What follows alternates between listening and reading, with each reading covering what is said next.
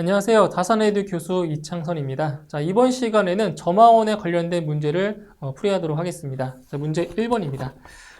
열 에너지원 중 전기 에너지에는 여러 가지의 발생 원인이 있다. 다음 중 전기 에너지원의 발생 원인에 속하지 아니한 것은 어느 것인가?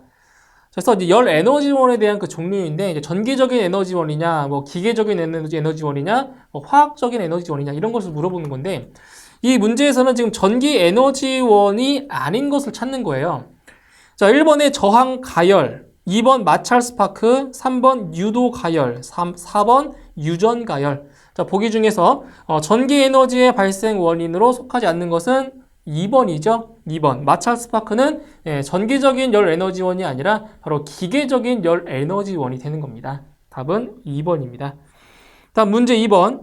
방폭 구조 중 전기 불꽃이 발생하는 부분을 기름 속에 잠기게 함으로써 기름면 위 또는 용기 외부에 존재하는 가연성 증기에 착화할 우려가 없도록 한 구조는, 자, 방폭 구조 중에서 그 용기 내부에 기름 속에 잠기게 함으로써 착화되기 어렵게 하는 거잖아요. 기름 속에. 그래서 답은 3번의 유입 방폭 구조 되는 겁니다. 유입 방폭 구조. U자가 바로 기름 U자예요. 그래서 기름 속에 잠기게 함으로써 바로 착화되기 어렵게 하는 그러한 구조.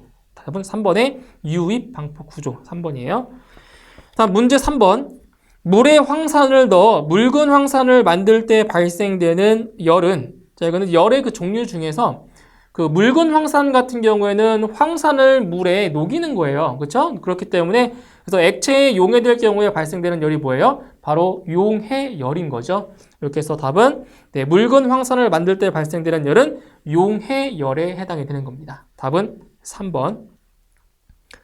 다음 문제 4번. 정전기의 발생과 관련이 없는 사항은, 자, 정전기입니다. 정전기. 정전기 같은 경우에는 이제 전기적인 에너지원이 되겠죠. 그죠? 정전기 같은 경우.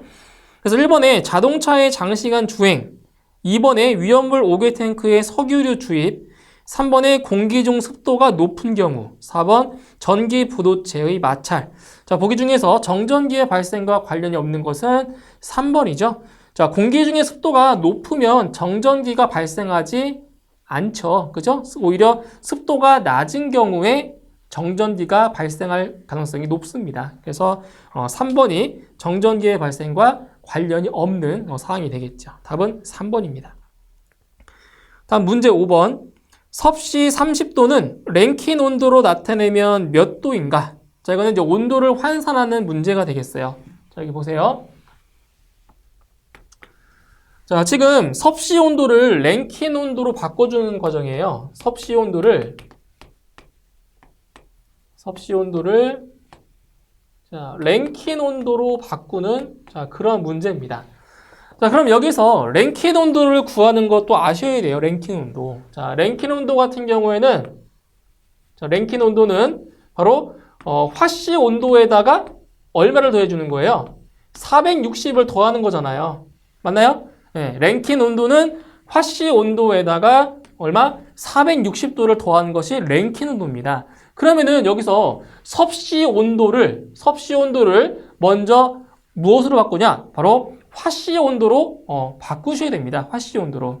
자, 그래서 화씨 온도로 바꾸는 방법이 있죠. 자, 화씨 온도는 얼마냐?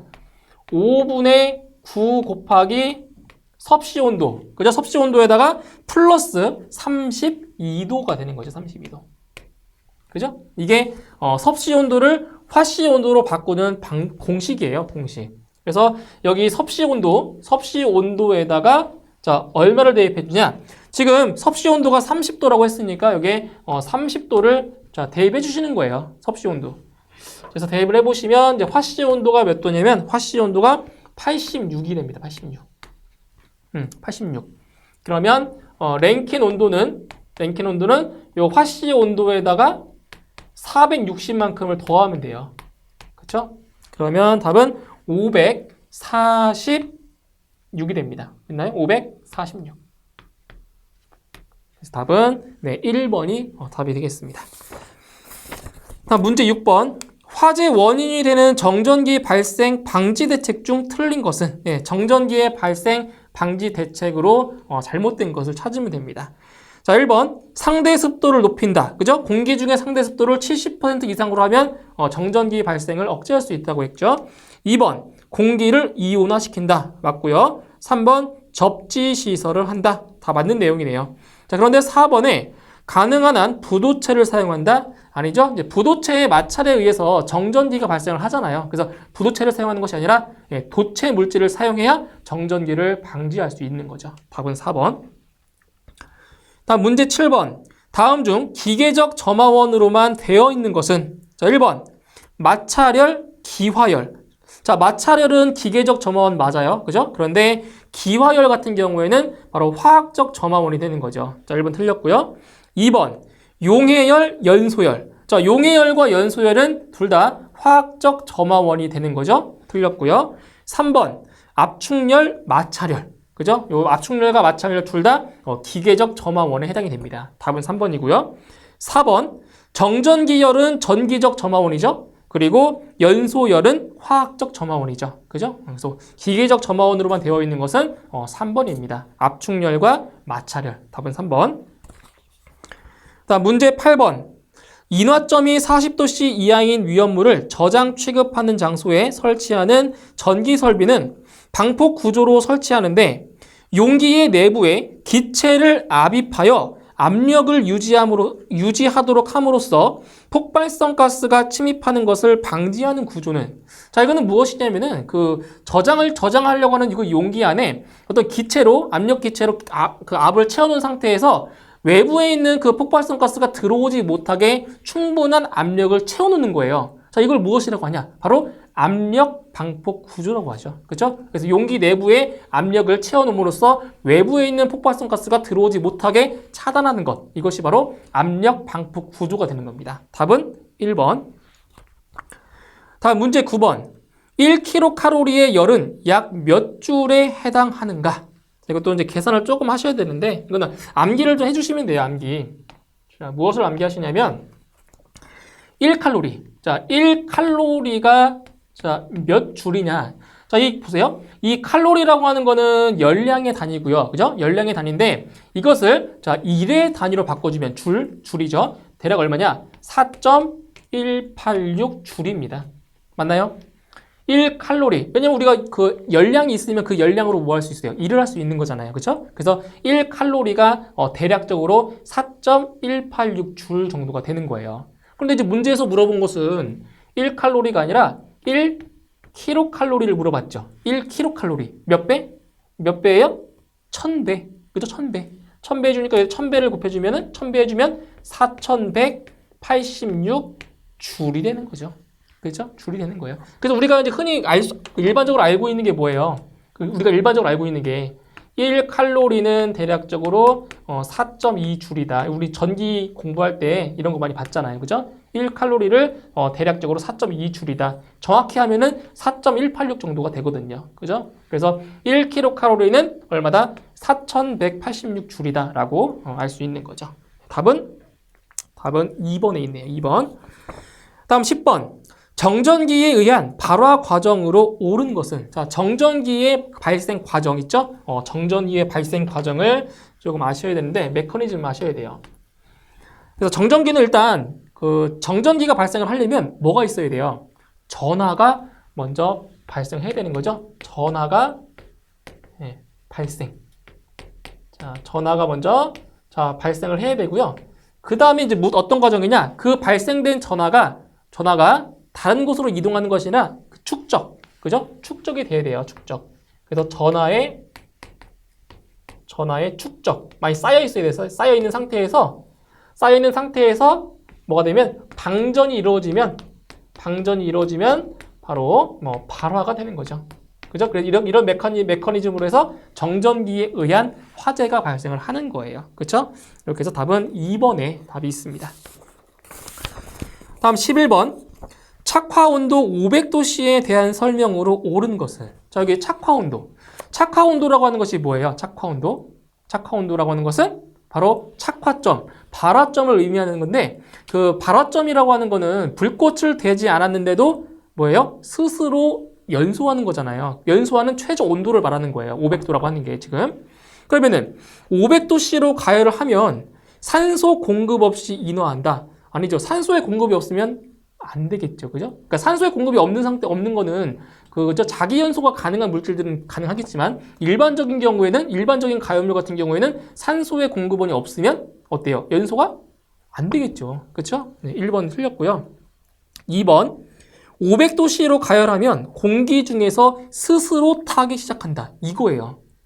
그죠? 착화 온도가 500도라고 하는 거는 어때요? 점화원 없이 스스로 연소할 수 있는 최저 온도라는 얘기예요. 그게 몇 도라고요? 500도씨라고요. 그죠? 2번이 맞는 설명이고요. 3번 500도씨로 가열하여도 점화원이 없으면 타지 않는다? 아니라고요. 점화원 없이 스스로 탄다고요. 그죠? 3번 틀렸어요. 4번 500도씨로 가열하면 마찰열에 의하여 연소한다? 관련 없는 내용이죠. 그죠? 답은 2번이 맞습니다. 2번. 다음 12번. 다음 중 인화점이 가장 낮은 물질은?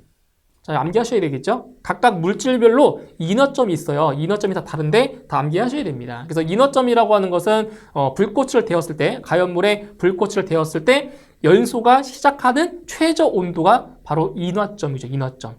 자, 그럼 보기 1번에 산화프로필렌은 인화점이 영하 37도씨 정도 되고요. 2번에 이황화탄소는 영하 30도. 3번에 메틸알코올은 영상 11도, 11도에서 인화가 돼요. 그리고 4번의 등유는 43도에서 72도 사이에서 인화가 됩니다. 그래서 보기 중에서 인화점이 가장 낮은 물질은 1번이죠. 산화프로필렌 영하 37도에서 인화가 됩니다. 답은 1번. 다음 13번. 25도씨에서 증기압이 100mHg이고 증기 밀도가 2인 인화성 액체의 증기 공기 밀도는 약 얼마인가? 단 전압은 760mHg로 한다고 했습니다. 자, 13번 문제 같은 경우에는 바로 증기 공기 밀도를 구하는 문제예요. 증기 공기 밀도 구하는 공식. 자, 한번 써볼게요. P분의 P'D 플러스 P분의 P 마이너스 P'. 자, 이거인 거죠. 그렇죠? 이게 증기 공기 밀도를 구하는 공식입니다. 자, 그럼 여기서 이제 뜻하는 것이 무엇이냐? 요 P. 자, P가 바로 이거 대기압이에요, 대기압. P가 대기압을 의미하고요. 요 P'이 이게 증기압. 증기압을 의미해요. 그 D가 의미하는 것이 바로 이게 증기 밀도입니다. 다 문제에 다 나왔어요. 문제 나왔으니까 대입만 하시면 쉽게 구할 수가 있는 문제죠. 자, 일단 대기압이 얼마냐? 대기압이 760 수운주입니다. 760 분의 증기압이 100이라고 했죠? 증기압 100 곱하기 그 다음 증기 밀도가 2라고 했어요. 2 플러스 760분의 대기압 마이너스 증기압이죠? 760 마이너스 100 계산하시면 됩니다. 그래서 계산해 주시면 증기 공기 밀도는 대략 1.13 정도가 나오네요. 답은 1번. 다음 14번. 일반적인 방폭 구조의 종류에 해당하지 않는 것은? 자, 보기 중에서 방폭 구조가 아닌 것을 찾으시면 됩니다. 자, 1번의 내압 방폭 구조, 2번 유입 방폭 구조, 3번 내화 방폭 구조, 4번 안전증 방폭 구조. 그래서 보기 중에서 방폭 구조의 종류에 해당하지 않는 것은 바로 3번의 내화 방폭 구조죠. 이런 것들은 없습니다. 답은 3번. 다음 15번. 연소점에 관한 설명으로 옳은 것은? 자, 이거예요. 우리가 알고 있는 그 점이 인화점이 있고 연소점이 있고 그 다음 발화점이 있어요. 그 세 가지 온도 중에서 연소점에 해당하지 않는 것을 옳은 것을 찾는 거예요. 1번. 점화원 없이 스스로 불이 붙는 최저 온도다. 이게 뭐예요? 점화원 없이 스스로 탄다고요. 바로 이거는 발화점에 관한 거죠. 1번 틀렸고요. 2번. 산화하면서 발생된 열이 축적되어 불이 붙는 최저 온도다. 해당 사항이 없고요. 3번. 점화원에 의해 불이 붙는 최저 온도다. 점화원에 의해서 불이 붙는 최저 온도, 이것은 인화점에 관한 거죠. 다음 4번. 인화 후 일정 시간 이상 연소 상태를 계속 유지할 수 있는 온도다. 바로 이것이 연소점에 대한 내용입니다. 그래서 연소점 같은 경우에는 인화점보다 대략 5에서 10도 정도가 높아요. 맞나요? 그래서 인화된 후에 연소가, 그러니까 불꽃을 제거해도 연소가 지속 가능한 온도, 그것이 바로 연소점이라는 거죠. 답은 4번입니다. 다음 16번. 가연성 증기를 발생하는 액체가 공기와 혼합하여 기상부에 다른 불꽃이 닿았을 때 연소가 일어나는 최저의 액체 온도를 무엇이라고 하는가? 자, 뭐예요? 자, 불꽃이 닿았을 때 연소가 일어나는 최저 온도다. 이게 뭐예요? 바로 인화점을 말하는 거죠. 그렇죠? 답은 2번이에요. 다음 17번. 열 에너지원 중 화학열의 종류별 설명으로 옳지 않은 것은, 그래서 화학적인 열 에너지에 대한 설명으로 옳지 않은 걸 찾으시면 됩니다. 1번. 자연 발열이라 함은 어떠한 물질이 외부로부터 열의 공급을 받지 아니하고 온도가 상승하는 현상이다. 그렇죠? 이게 바로 자연 발열입니다. 외부의 열 공급 없이 스스로 발열한다. 자연 발열. 맞는 거죠? 2번. 분해열이라 함은 화합물이 분해할 때 발생되는 열을 말한다. 이건 그대로예요. 분해열이니까 어떤 화학물질이 분해했을 때 발생하는 열이다. 맞죠? 3번. 용해열이라 함은 어떤 물질이 분해될 때 발생되는 열을 말한다. 아니죠. 분해될 때 발생되는 열은 분해열이라고요. 그럼 용해열은 뭐예요? 용해열은 녹았을 때. 그죠? 자, 어떤 물질이 액체에 용해됐을 때, 녹았을 때 발생되는 열을 용해열이라고 하는 거죠. 3번 틀렸고요. 4번. 연소열은 어떤 물질이 완전히 산화되는 과정에서 발생하는 열을 말한다. 그렇죠? 산화되는 과정. 그걸 뭐라고 해요? 바로 연소라고 했잖아요. 그죠? 산화되는 과정에서 발생되는 열을 바로 연소열이라고 합니다. 그래서 옳지 않은 것은 3번이네요. 다음 18번. 1g의 물체를 1도씨만큼 온도 상승시키는 데 필요한 열량을 나타내는 것은, 이걸 무엇이라고요? 어떤 물질 1g의 온도를 1도씨만큼 상승하는 데 필요한 열량. 이것을 우리는 비열이라고 하는 거죠. 비열. 답은 3번입니다. 다음 19번. 점화원의 형태별 구분 중 화학적 점화원의 종류로 틀린 것은, 그러니까 전기적 점화원, 기계적 점화원, 화학적 점화원 중에서 지금 화학적 점화원을 지금 찾는 거예요. 자, 1번의 연소열, 2번의 용해열, 3번의 분해열. 이 세 가지는 전부 뭐예요? 화학적 점화원에 해당이 되는 거죠. 그런데 4번의 아크열 같은 경우에는 어디에 해당이 돼요? 아크열은 바로 전기적 점화원에 해당되는 거죠. 답은 4번입니다. 다음 20번. 다음 중 증기압의 단위가 아닌 것은? 자, 증기압이라고 하는 건 일종의 압력이죠? 압력. 그래서 압력의 단위가 아닌 걸 찾으시면 돼요. 압력의 단위가 아닌 것. 그래서 1번에 mHg, 수은주. 맞죠? 압력의 단위 맞고요. 2번, 킬로파스칼. 이것도 압력 단위 맞죠? 3번, 뉴턴 퍼 제곱센티미터. 단위 면적당 가해지는 힘. 압력 단위 맞죠? 1, 2, 3번은 다 증기압의 단위가 맞습니다. 그런데 4번에 칼로리 퍼 도시, 이거는 전혀 관련이 없는 단위죠. 답은 4번입니다. 다음 21번. 물질의 증기 비중을 가장 옳게 나타낸 것은? 자, 이 문제는 증기 비중을 구하는 공식을 물어본 거예요. 그래서 증기 비중을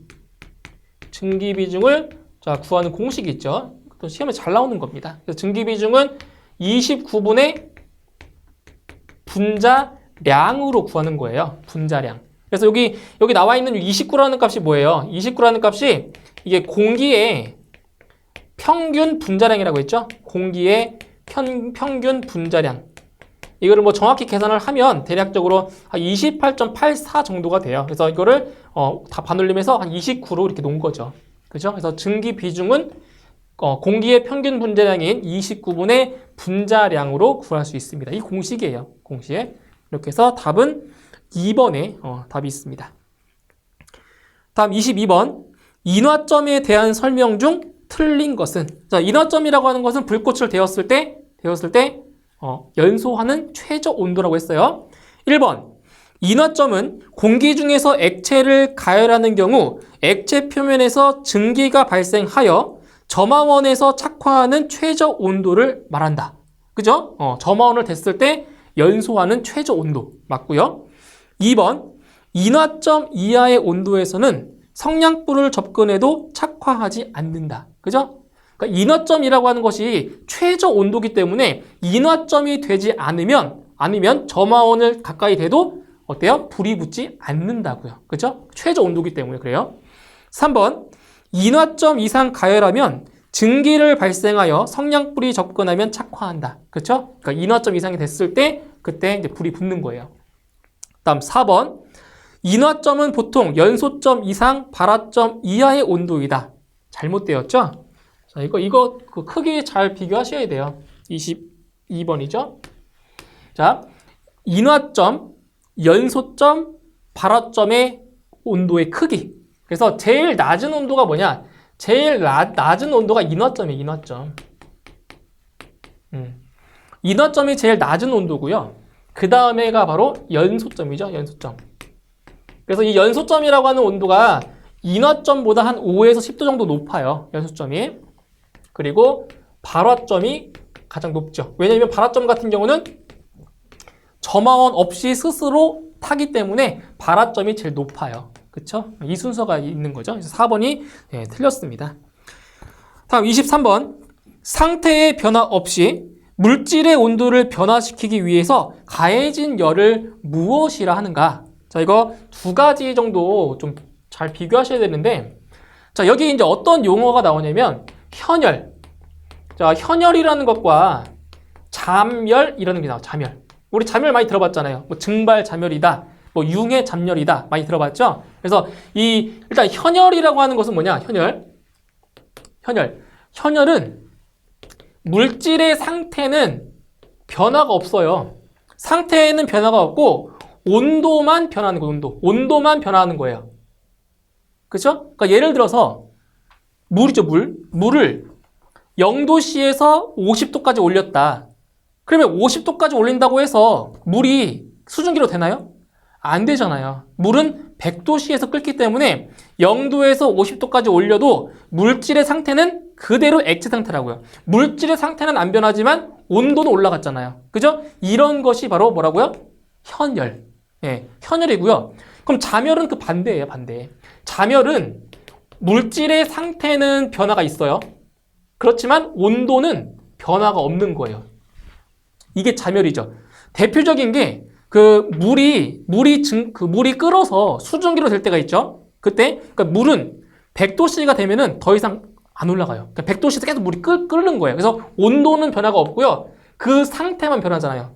물에서 수증기로 상태가 변하는 거잖아요. 그게 바로 뭐라고요? 잠열.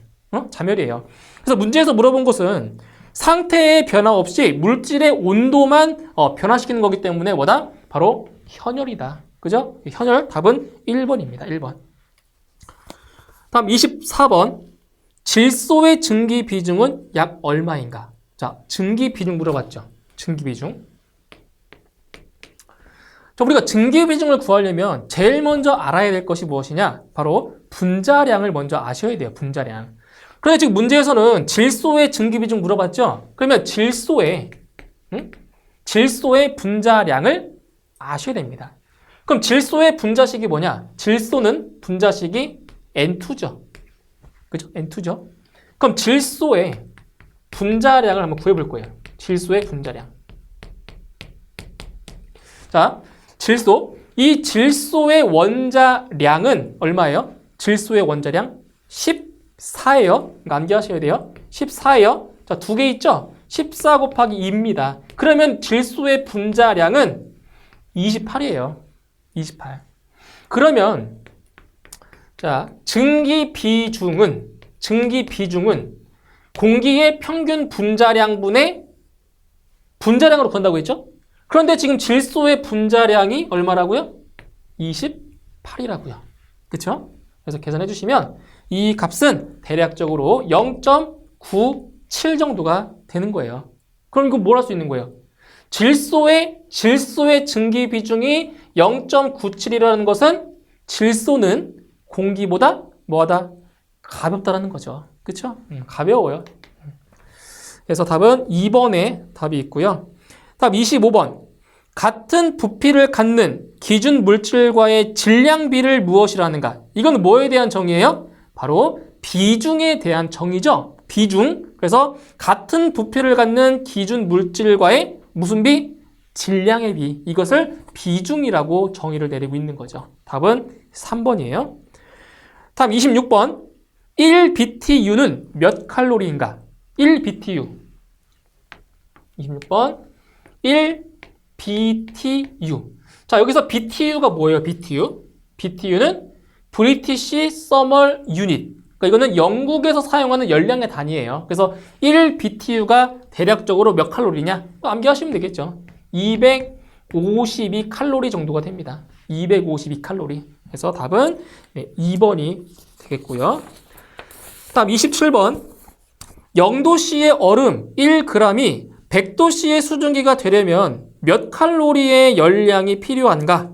단 0도씨의 얼음의 융의 열은 g당 80칼로리고 100도씨의 물의 증발 잠열은 g당 539칼로리라고 했어요. 자, 여기 보세요. 자, 이거는 일단 계산이 안 되시는 분들은 암기를 하시면 돼요. 어떻게 암기를 하시냐면은 1g의 얼음을 자, 수증기로 만드는데 필요한 열량. 이거 암기하셔도 돼요. 몇 칼로리냐면은 719칼로리예요. 이거를 그냥 암기하셔도 되는데, 자, 이게 암기가 안 되잖아요. 그럼 계산하시면 돼요. 계산하시면 돼요. 자, 얼음을 수증기로 만든대요. 그러면 얼음은 고체죠. 수증기는 기체죠. 그쵸? 그럼 중간에 뭐가 있어요? 중간에 액체가 있어야죠. 그죠?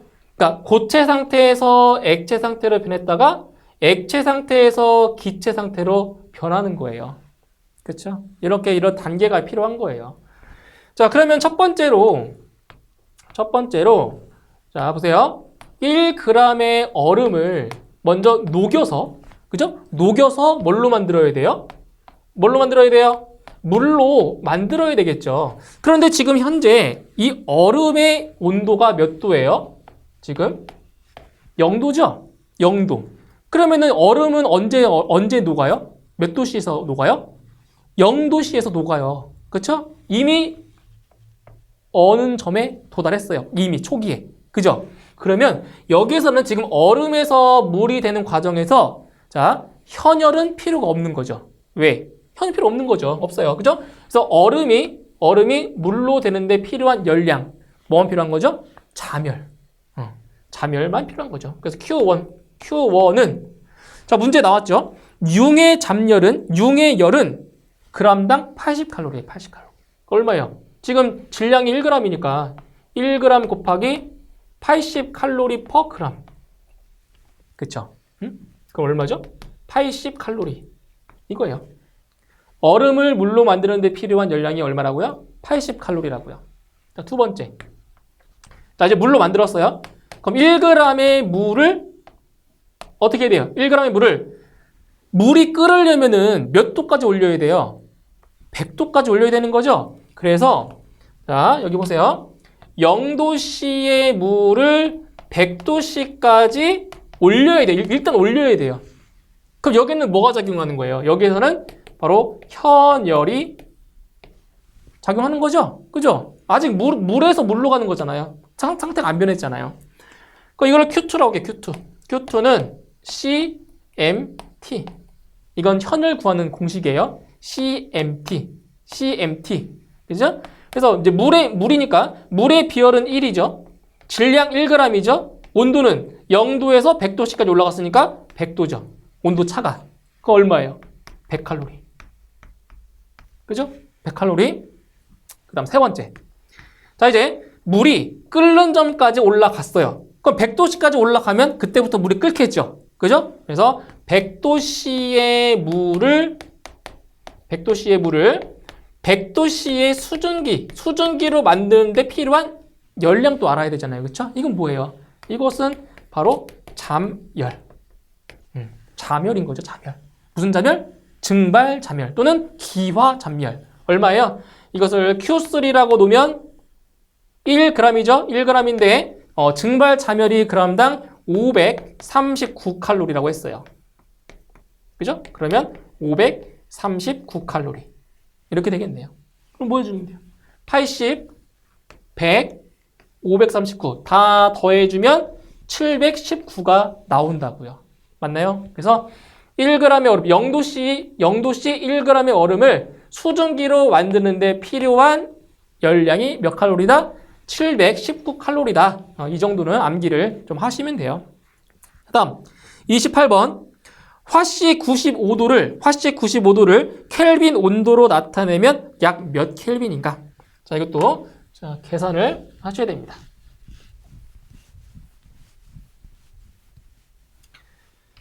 자, 보세요. 자, 28번 문제에서는 자, 보시면 화씨. 자, 화씨 온도를 절대 온도로 바꾼대요. 절대 온도. 자, 그럼 보세요. 이 절대 온도는 어떤 온도 체계랑 똑같다고 했어요? 절대 온도는 섭씨 온도 체계와 같다라고 했죠. 그죠? 그러면 절대 온도는 섭씨 온도에다가 얼마를 더해준다고 했죠? 얼마? 273도를 더한다고 했잖아요. 이게 절대 온도예요. 그러면 제일 먼저 무엇을 하셔야 돼요? 이 화씨 온도를 섭씨 온도로 바꿔야 되잖아요. 그쵸? 지금 화씨 온도가 지금 몇 도래요? 화씨 온도가 지금 95래요. 95도. 이것을 섭씨 온도로 바꿔줘야 됩니다. 자, 그러면 여기 보세요. 섭씨 온도는 9분의 5 곱하기 화씨 온도 마이너스 32입니다. 이거예요. 이 공식. 그죠? 근데 이거 하나만 알고 계시면 돼요. 그 화씨 온도는 얼마예요? 5분의 9 곱하기 섭씨 온도 더하기 32였잖아요. 그렇죠? 이 공식을 바꾼 게 이거예요. 그러니까 어떻게 보면 이 공식은 같은 공식이라고 보시면 돼요. 그러니까 이거 하나만 암기하셔가지고 식을 변형시키면 이 공식이 나오는 거라고요. 자, 그래서 대입해볼게요.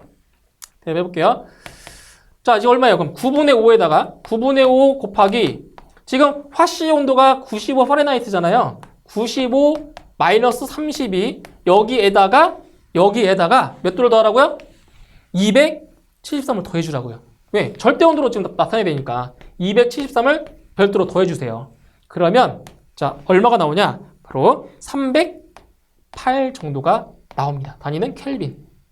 그죠? 이렇게 해서 네, 답은 2번에 답이 있습니다. 자, 이렇게 해서 이번 시간에 문제풀이는 자, 여기에서 마무리 짓고요. 저는 다음 이론 강의 시간에 다시 뵙도록 하겠습니다. 수고하셨습니다.